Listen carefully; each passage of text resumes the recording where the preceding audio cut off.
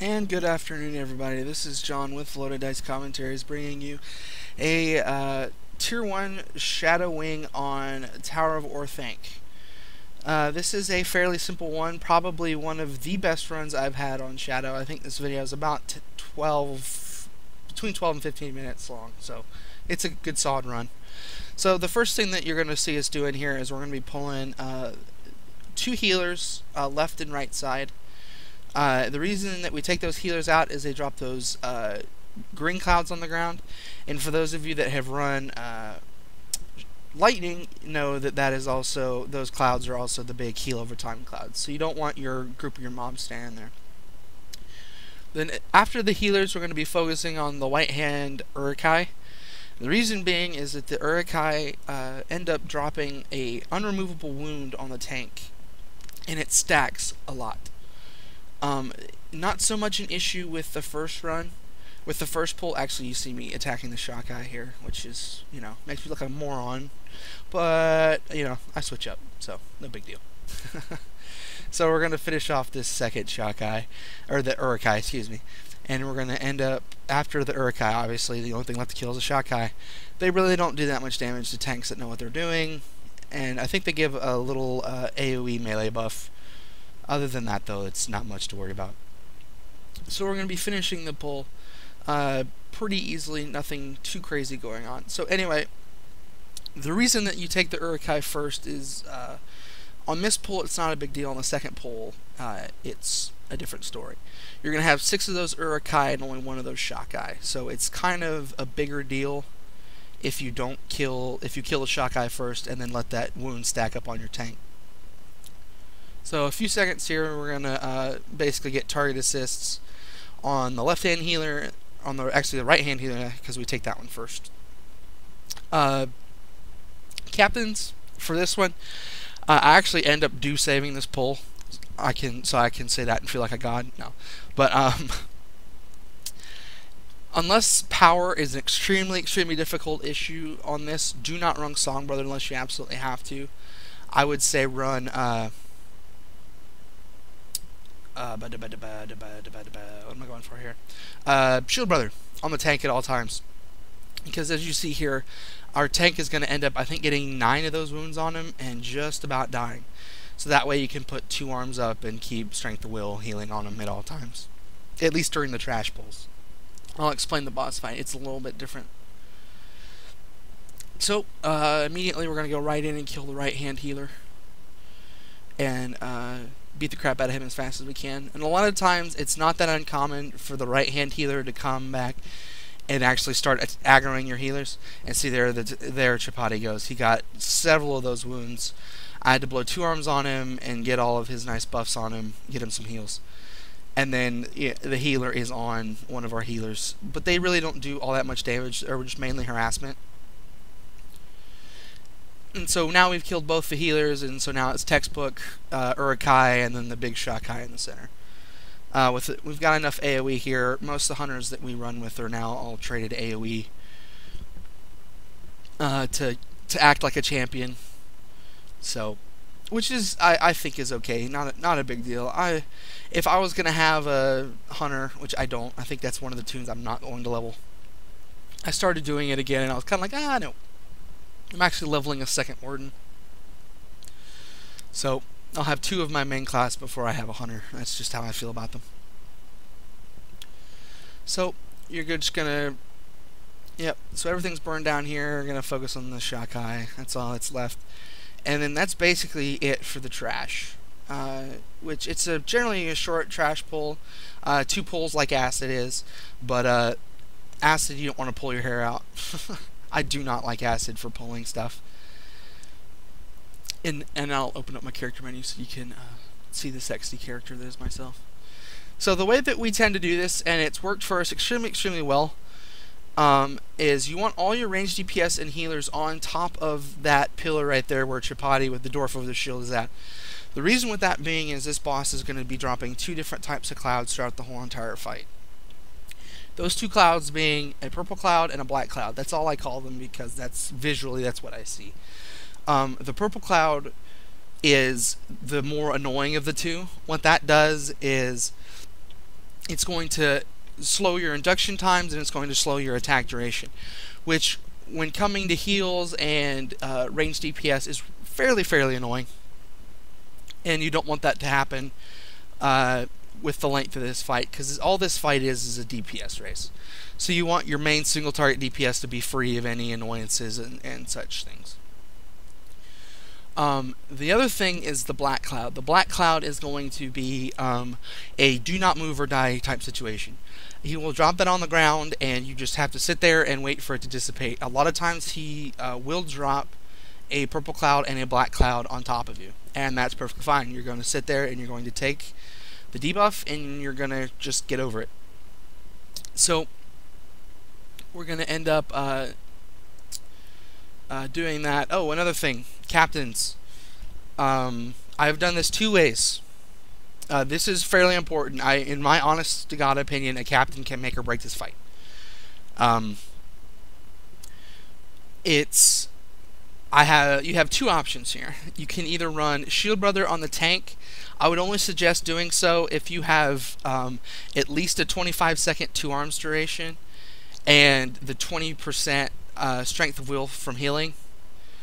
Because throughout this fight, pretty much from about, the boss has 1.5 million. I think from about 750, 800,000, he's going to start putting a debuff on the tank, which is going to, and I actually do have the tooltip if you pay attention during the video, of what that debuff on the tank is.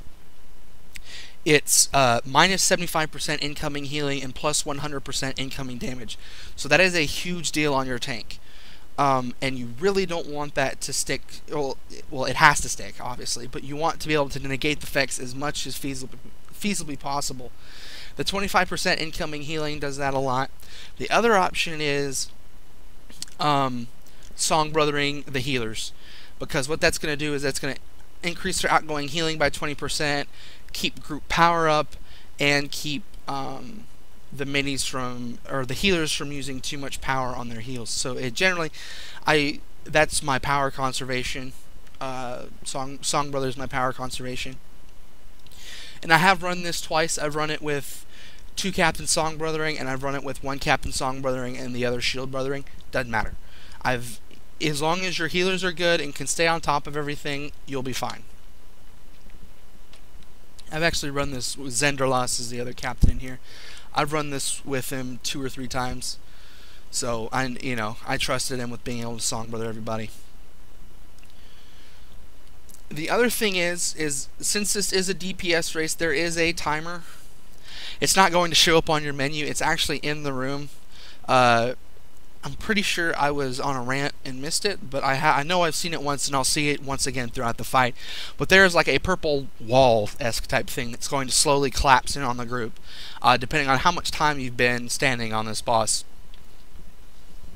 And you don't want that wall to collapse on you. In Tier 1, there's no reason it should. I've never had it collapse on me, unless the group was just absolute fail. And if it does collapse on you, it's generally an insta-wipe. So that's going to tell you how that's going to go. So that wall, the reasoning behind it is it's going to slowly close you in, and as you can tell, when we only have purple clouds, we will move from 3 different positions, and the slower that wall encloses in, the harder it is to move from those 3 positions. You can see that purple cloud kind of in the background over there. The harder it is to get those 3 positions and to get out of the debuff. So that's the big issue with, wow, man, I just realized I did a lot of boss explaining on that. Whatever. Because I was like, the video was sitting about half done, and I was like, wow, we took a long time on this boss, and we're almost at the 10-minute mark on a 14-minute video. My God, this fight doesn't take that long. It takes a lot. It's one of those fights. There's a lot of explaining behind it, but yeah, once you get into it, you realize it's not that complicating, and so it can be rather daunting for new people that come into the instance for the first time. Don't be afraid. Just follow your tank. And if you're melee DPS, follow all the other melee DPS. Real simple. In healers and range DPS, you've got the easy job. You stand still and do your job. That's it. You DPS and you heal the tank. So, just real simple, we're going to start the fight here. And the fun begins. 1.55 million health. It takes a while. So there's the first key phrase. You know, a lot of bosses like this are going to have key phrases. I call forth the night is the purple cloud key phrase. And a lot of times, as you'll see, and he does drop purple clouds and he does drop black clouds on top of each other. And it can be sometimes difficult to tell if the black clouds are still up. If you've run this about 10-15 times, you know what it is. But there it is right there. So you got the black cloud, and now you got the purple cloud. So now we get to sit and wait for the black cloud to leave before we can leave the purple cloud. And as you can tell there, the tank already has that debuff. I think I get a quick shot of the tooltip here. But I've got a much longer one later. But with that minus healing and that incoming damage, it's one of those things that you do get a warning, and I think it's actually right here that we get the first warning. So there's another purple cloud there. Yep, there it is right there. That eye right there. It's basically a 10-second warning to the healers and everyone else in that group that that tank is going to start taking damage and he's going to be a pain in the ass to heal. Sorry for the language, but I feel this on my mini now. He is a pain in the ass to heal. So, and basically, oh, the other thing, I guess this is semi-important here, roots. Throughout the fight, periodically, because the ranged group is off to the side, we're actually going to start getting roots, and he does summon one right there, I believe. So, with the roots, what you want to do is, with the 200s that we have, they're just going to pick those up and they're going to kill them. Real simple, real fast. And actually, right here, you're going to see me, I'm going to get caught in the black cloud. Don't move. If you move, you die. And I think we might have 1 or 2 deaths, so it's not a completely perfect run, but it's enough. It's a pug. He does periodically bubble through the fight, but I just, you know, we just burn through the bubble. It's a fairly small bubble. So now that you see the black clouds dissipating, I can now regroup up with the DPS and do my epic Cappy DPS, because I know that it's ever so high. So, here in a minute, if I haven't already done it, I should be switching over to Songbrother here in a minute. Truffles, one of our runekeepers, does start running low on power, but, you know, no big deal. I think this is like one of her first Tower of Orthanc runs, so, you know, she's allowed to be a little low on power.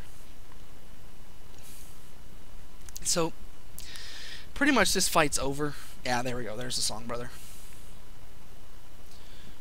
Yeah, excuse me.